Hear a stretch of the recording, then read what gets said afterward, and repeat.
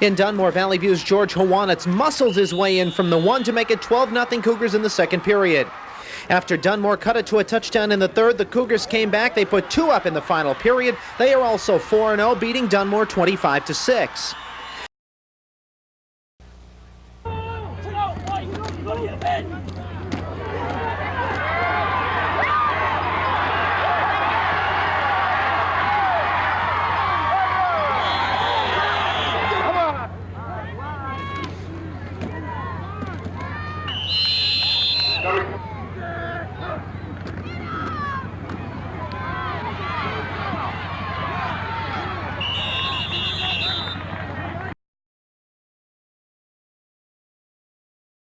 In game number 2, Lakeland and Dunmore, Bill McGregor of the Chiefs airs one out to Ted Anashevsky, who makes a pretty over-the-shoulder grab for a 38-yard gain into Dunmore territory, but this drive would break down.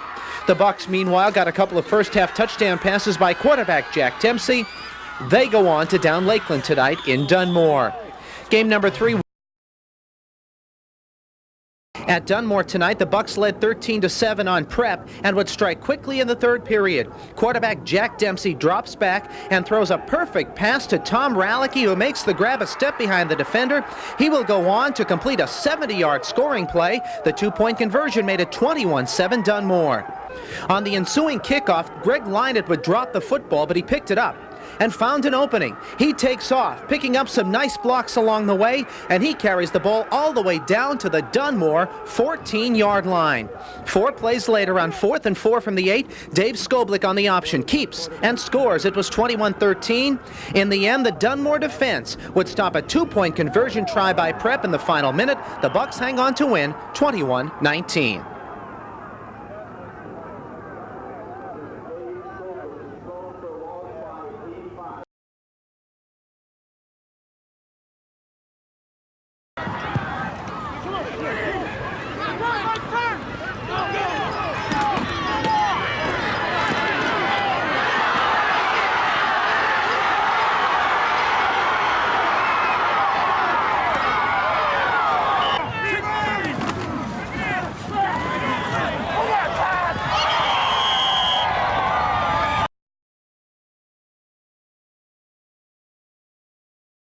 At Dunmore, the Bucks trailed 6-0 at half, but turned a Wyoming area fumble into an 18-yard scoring pass from Jack Dempsey to Ryan Quigley, who made some nice moves on his way to the end zone. It was 7-6. Wyoming area fumbled on their first play from scrimmage, and Dunmore immediately cashed in. Dempsey to Jim Fragioni, 31 yards, and 47 seconds later, it was 14-6.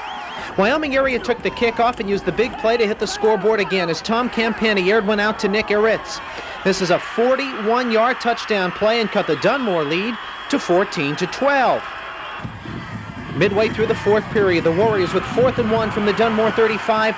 Jim Pisano breaks up the gut and into the open. He'll go all the way for the touchdown. Wyoming area goes on to beat Dunmore 20-14.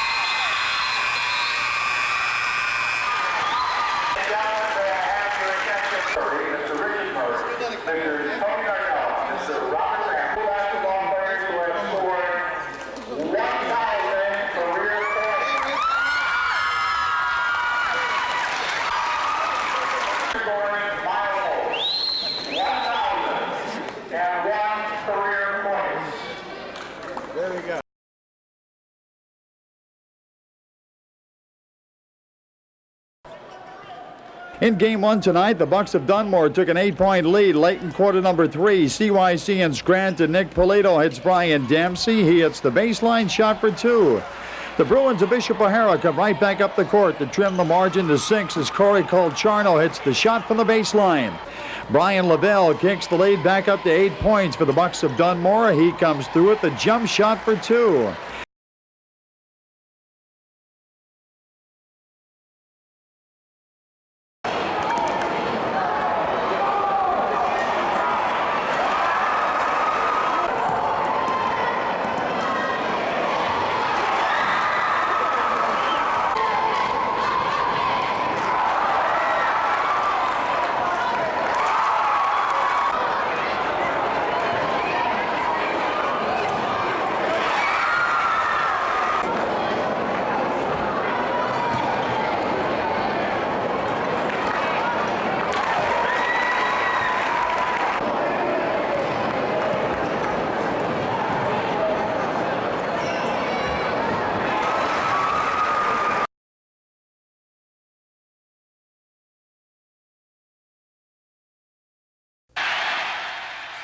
Whenever Notre Dame moved the football this past season, it all began with Dunmore's Tim Ruddy.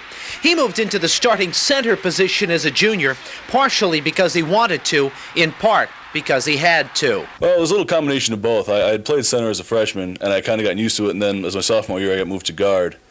But then this year, they needed a center since our center graduated, and since I had most experience, I was happy to go and play there. It was not that difficult of an adjustment for Tim because he played a little center as a freshman at South Bend, and he says he learned and improved as 1992 progressed. I hadn't played much center before in the game, so once I got used to being at that position and working as the offensive line came together more continuous between the players, I think that helped a lot. And towards the end, we really gelled together and formed a good line. In fact, Tim performed so well on the field and in the classroom that he was awarded Academic All-America status, an honor of which he is extremely proud and for which he worked very hard. Well, I think you have to work a lot on time management. I mean, you're going to have to set practice at certain times. The coaching staff is really helpful in letting you miss, if you have to do something involving schoolwork. But I think it all comes down to time management, not letting anything run until the last minute. With Tim Ruddy, there is no second best. He proved that at Dunmore, where he graduated at the top of his class and was an all-stater on a state champion. Now he's proving the same at Notre Dame, with a nationally ranked football team and an academic All-American status. Sid Michaels, Eyewitness Sports.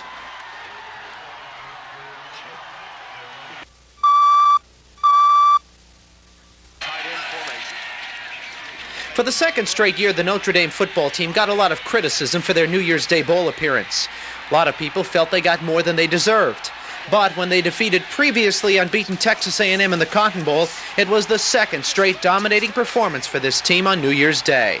I think we feel we were playing some of the best football in the country by the end of the year. I think us, along with Florida State and Alabama, we feel we're probably the top teams in the country. Now it looks as though the Notre Dame offense may struggle, losing quarterback Rick Meyer and running back Reggie Brooks to graduation. And then the group was surprised when Jerome Bettis announced he was leaving a year early to enter the NFL draft. Well, it's definitely going to set us back a little bit, but I think we have players that are coming up and have seen these guys play, and can learn from that, so that helps a lot too.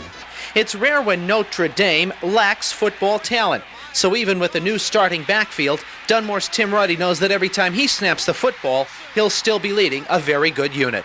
Sid Michaels, Eyewitness Sports.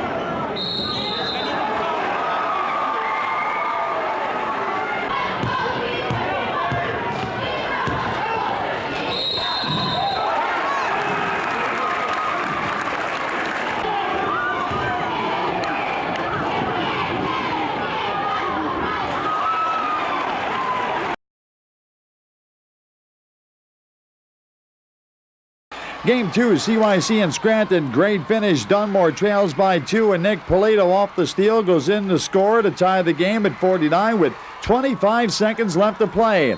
Dunmore gets the ball back as time runs out. Jack Dempsey puts it up. It bounces around and falls, and the place goes absolutely wild. Dunmore High School comes back to knock off the Spartans of Mid-Valley tonight, 51-49.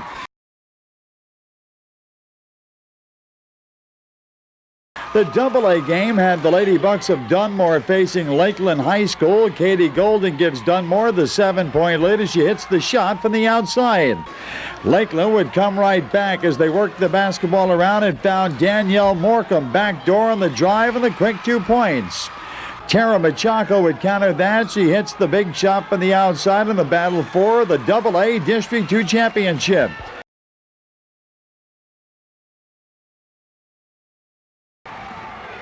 Game 1, Carbondale and Dunmore. The Chargers run off 13 straight points to start the game off as Leo Scaruppa on the steal. The off-balance shot that falls, the foul, the run was underway.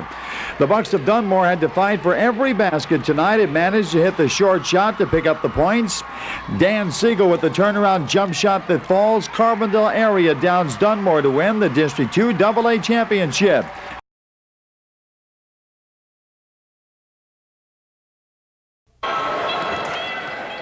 Game number 1 tonight, the Lady Bucks of Dunmore against Garnet Valley. Tara Macciocco of Dunmore takes the pass low. She turns and gets the 2-pointer.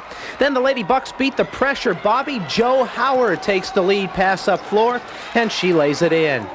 Garnet Valley stayed in. Karen Slovic hits the shot from way outside for 3 points, but Macciocco would seal it from the foul line. She finished with 22 points. Dunmore advances 46-35.